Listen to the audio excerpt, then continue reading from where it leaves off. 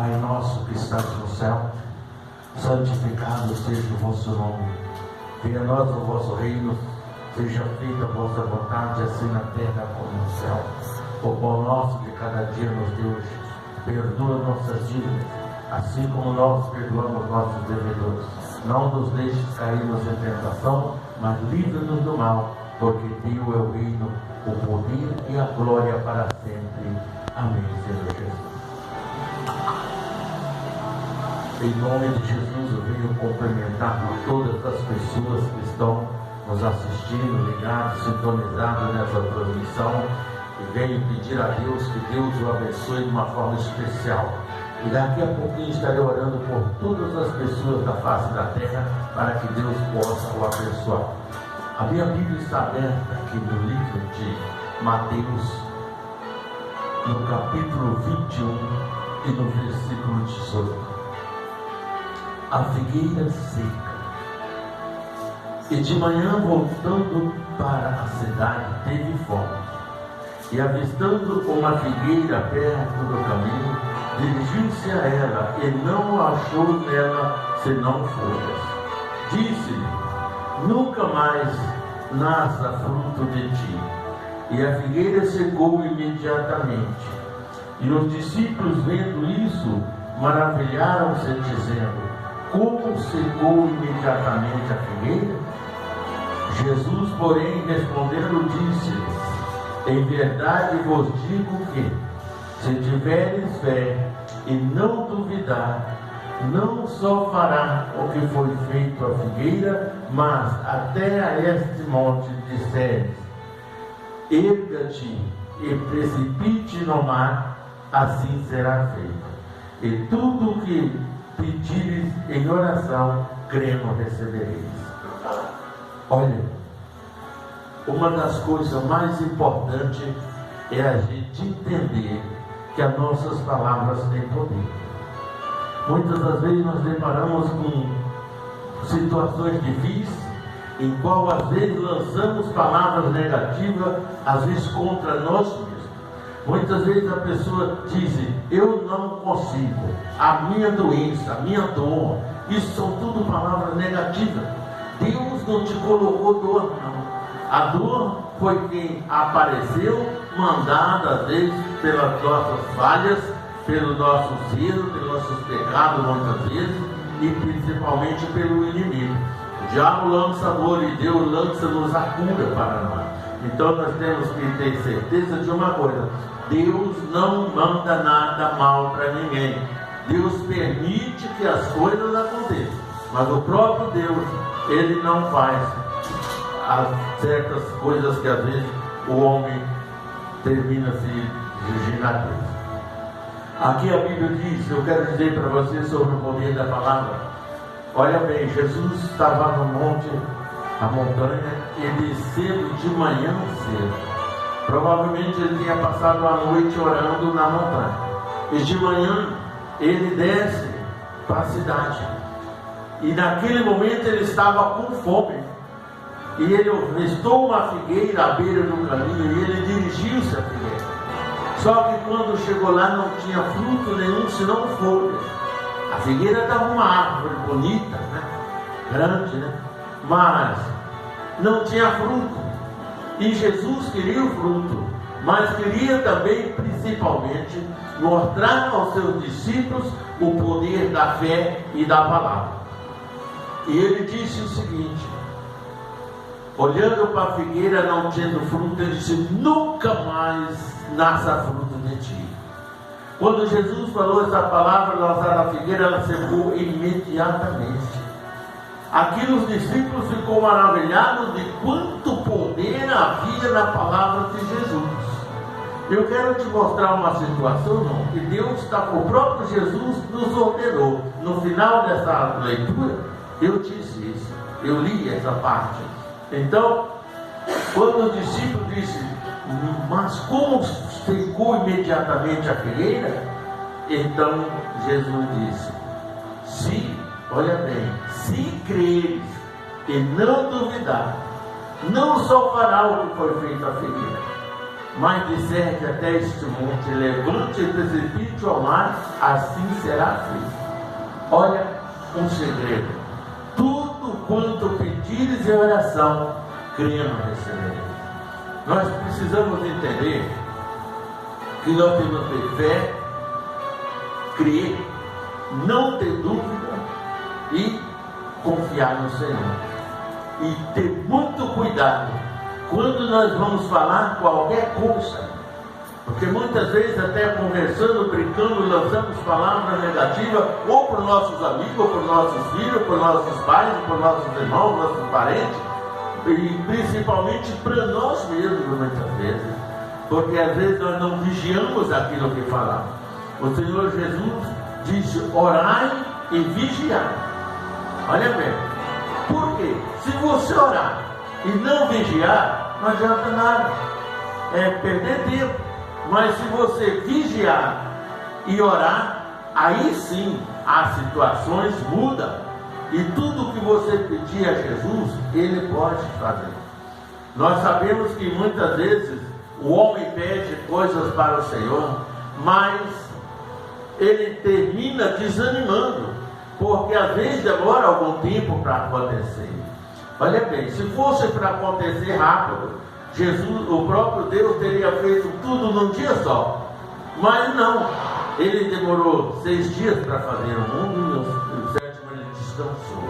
Então, Deus que é Deus, gastou uma semana.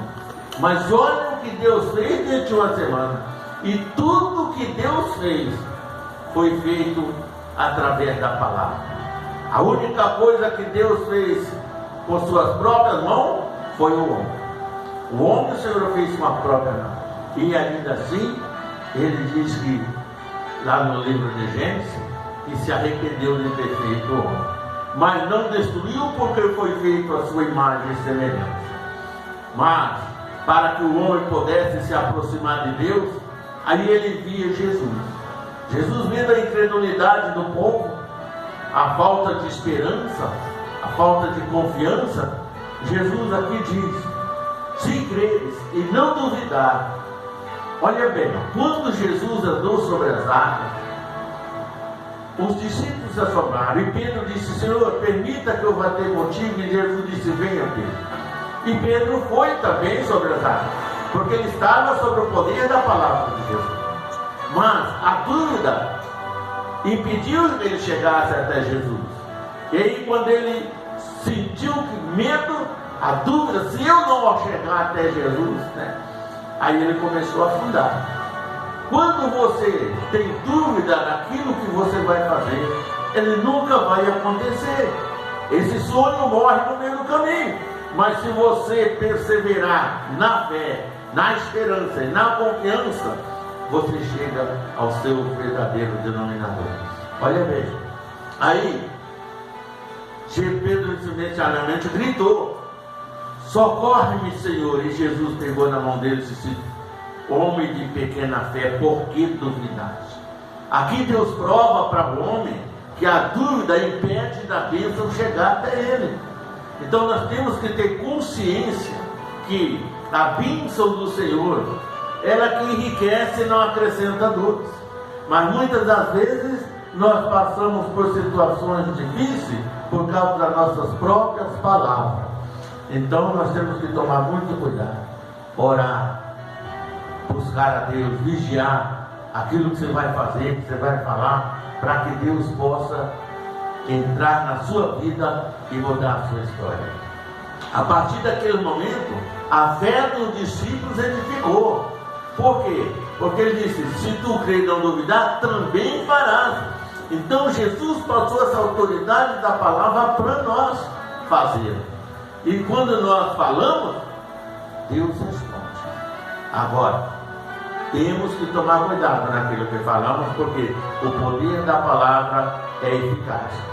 E às vezes as pessoas se prejudicam a si mesmas. Porém, respondendo, Jesus disse: em verdade vos digo. Olha bem que Jesus disse: em verdade. Ele não está falando que não tenha dúvida. Ele não tinha dúvida nenhuma, mas ele tinha o poder sobre a palavra.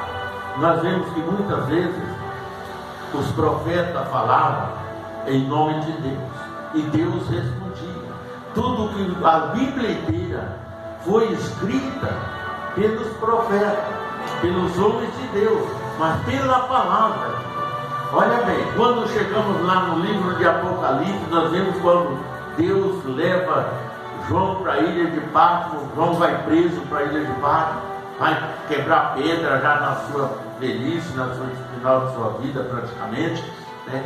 Fica preso na ilha de Patmos, nos poderes romanos, mas não desiste.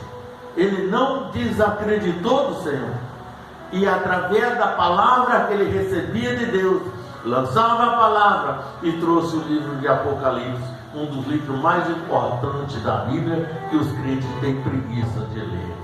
Não porque tem medo de ler, porque para cumprir o que está escrito no Apocalipse, o crente não quer muito não, mas é necessário cumprir o que está escrito lá, porque a gente sabe que muitas coisas vão acontecer, muitos desastres, muitas coisas já está acontecendo. Cada dia que nós vivemos, cada dia que nós passamos, cada mês, cada ano, você vê o mal se multiplicando cada dia. Esses tempos atrás, demorava 1 mês, 2 meses para assassinarem uma pessoa. Hoje tem 2, 3 assassinatos todos os dias. Então, cadê as coisas? Maldade se multiplicou de uma forma, mas porque nós não observamos o livro de Apocalipse. Nós fomos lá no livro de Apocalipse, nós vamos ver que tudo isso que está acontecendo hoje no mundo está escrito no Apocalipse. Então, é os fins dos tempos. E quando chega o fim, virão dias que, olha bem, às vezes as pessoas hoje têm toda a oportunidade para estar na igreja, para ouvir a palavra. Vai chegar um dia que as pessoas vão desejar ir na igreja e não vai tê-la mais. Por que não aproveitamos a oportunidade enquanto temos liberdade? Asseguramos para os dias difíceis, mas aquele que está firme no Senhor, confiante em Deus, não duvida das palavras bíblicas, esses serão abençoados, serão galardoados por Deus. Porém, esses preguiçosos dificilmente chegarão à vitória. Por quê? Porque ele não está instruído para vencer, ele não está preparado para vencer. Então é muito perigoso quando a gente deixa de ir à igreja, deixa de buscar a Deus, mas às vezes está certo quando as pessoas não têm condições, às vezes, de estar naquele dia, ou está enfermo, ou está com um problema, ou está trabalhando, ou está viajando. Eu concordo com isso, porém, deixar de ir à igreja para ficar em casa sem fazer nada, não? Por que não vai buscar a Deus para si, para a família também? Depois fala, não sabe por que os filhos desabam para o mundo do crime, para o mundo do roubo, não sabe por que isso acontece. Tem muito crente aí que está chorando porque o filho está na cadeia, porque roubou, porque matou alguém. Por quê? Porque não teve o respeito com os pais e não teve o ensinamento do lar. O lar é importante para o jovem crescer na presença de Deus. Quando apresentamos uma criança ao Senhor, nós ainda pedimos e falamos, a pessoa promete criar aquela criança nos caminhos do Senhor, todos eles dizem sim, mas antes da criança chegar à adolescência, já está mandando os pais. Então está mudando o curso da vida e da história. Então por quê? Porque não há um ensinamento, não há um respeito dentro do lar. Isso termina complicando a vida de muita gente. E depois eu falava, Paulo disse assim, olha, creia no Senhor Jesus e será salvo tu e a tua casa. Para mim crer no Senhor Jesus, ser salvo eu e a minha casa, eu tenho que pregar para o meu filho, pregar para a minha família, ensinar a ele os caminhos que eles devem andar, para que não seja depois um tropeço para a polícia mesmo, para o governo, para o Estado, para a nação. Então, porque um homem fora do plano de Deus é um esterco da nação. Então, por quê? Porque ele não tem nada que possa levar ele ao Senhor. Entendeu? Então, quando você abrir a sua boca abençoa teu filho, abençoa teu irmão, teu amigo. Se o amigo seu não gosta de você, abençoa ele. Fala para ele que você o ama em nome de Jesus, porque não é feio você dizer que ama o seu próximo, não, pois Jesus mandou amar o teu próximo como a ti mesmo. Isso são palavras de Jesus. Mas o homem não vai, não. O homem quer matar, quer destruir. Muito crente, ele quer ver o azar do outro, quer que Deus cobra ainda do irmão, porque ele é ignorante, porque ele quer ver a derrota do seu próprio irmão. Isso não é ser crente, não, irmão. Isso é ser enganador. E o enganador não serve a Deus, não. Então tem pastor, tem muita gente aí invejosa, que às vezes, por causa de uma pessoa de outra, ele levanta contra o outro, quer ver a derrota do... Quem diria que se cada esquina tivesse uma igreja? Mas tem bar em cada esquina, mas a igreja não, né? Porque a igreja ensina o caminho da verdade e o bar ensina o caminho da derrota. Eu não sou contra as pessoas terem seu bar e irem nos bares, não, mas eu sou contra as pessoas viverem nos bares e abandonar a Deus. Esse aqui é o problema, né? Mas que Deus abençoe a todos, em nome de Jesus. Eu quero estar orando por você agora. Glorioso Deus e eterno Pai, Senhor Criador dos céus e da terra, Deus de Abraão, de Isaac e Deus de Israel, Deus dos profetas e Deus do teu povo.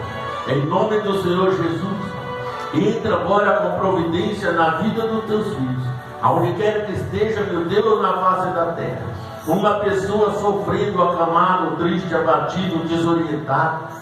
Pai, entra agora na vida deles e muda, Senhor, o cativeiro de Senhor, porque o Senhor é um Deus forte e poderoso. Nós cremos, ó Deus, na tua resposta divina, cremos, Senhor, na tua cura, na tua bênção, na tua prosperidade. Pai, entra, Senhor, agora, meu Deus, nos hospitais, nas UTIs, nas CTIs, nas enfermarias, nos manicômios, e liberta o teu povo, meu Deus, de todo o sofrimento, Pai. Em nome de Jesus, Pai, que as famílias sejam abençoadas, que os jovens, meu Deus, os senhores, os idosos, crianças sejam abençoadas por Deus. Aonde estiver uma pessoa, meu Deus, com problemas, Pai, com doenças incuráveis pela medicina, como câncer, AIDS, diabetes, renais, pulmonais e outras, sejas tu, Senhor, o médico, o cirurgião desta pessoa, e abençoa o teu povo em nome do Pai, do Filho e do Espírito Santo. É o que nós cremos, Pai, que o Senhor estenderá as mãos a cada um daqueles que sofrem e aqueles que creem em Ti, em nome de Jesus. Ficam com Deus e até a próxima transmissão em nome de Jesus.